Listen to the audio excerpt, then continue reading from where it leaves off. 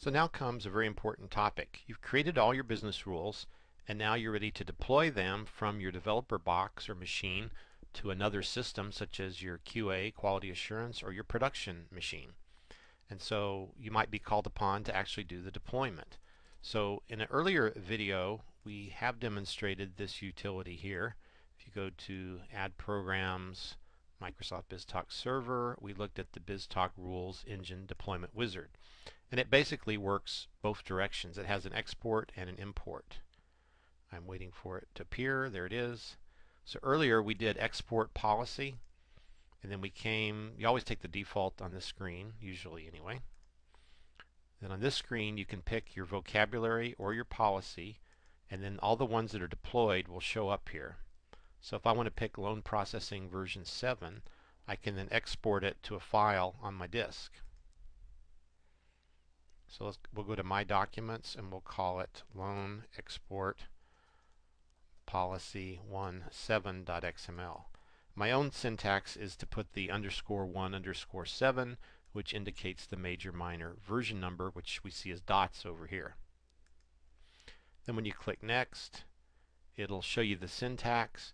And in most of these utilities like this, there is a batch equivalent, but they didn't seem to make that available to us for the deployment wizard of the rules.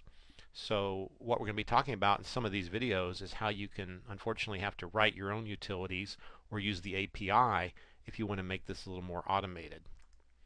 So you run the export utility like so, 0 errors, and I think I had shown you before that if you want to run the utility again, you just click this little box here, and then it basically loops back to the beginning and starts again, and now you can pick another vocabulary or another policy. And then when that file is exported, it was in My Documents, and we open that in the browser right here, Loan Export Policy 17. And we went through this in an earlier video, kind of looking at what's inside of this file. Now you can actually edit this file. For instance, what we'll do right here is I'll take this and we'll make a very simple change to it. So where it says version 17, let's put in here 18. Or I could also rename it. I could call it Loan Processing Reload. Okay, so I've changed the name and the version.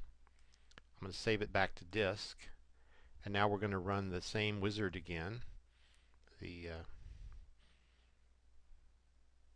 BizTalk, where is it? Rule Engine Deployment Wizard. This time we're going to do import. So we click import and publish a file. And this time we're going to browse to the disk, to My Documents, pick the file, and then do next, next, and then we're done.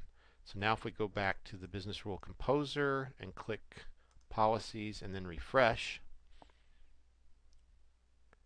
you should be able to see here that we did Loan Processing Reload version 1.8, and it's published, by the way, not deployed. So when you run the deployment wizard, it fails to do the last little step, which is to deploy it.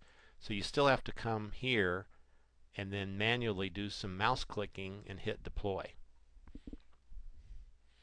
Okay, so wouldn't it be nice if there were some utilities to help you with all this? And the answer is there are, but they're not included with BizTalk itself. The first one is, let me open a browser. Happy St. Patrick's Day, by the way. Today's March 17th.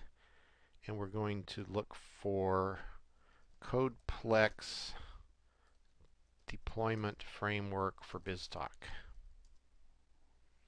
Now this deployment framework is a really cool system.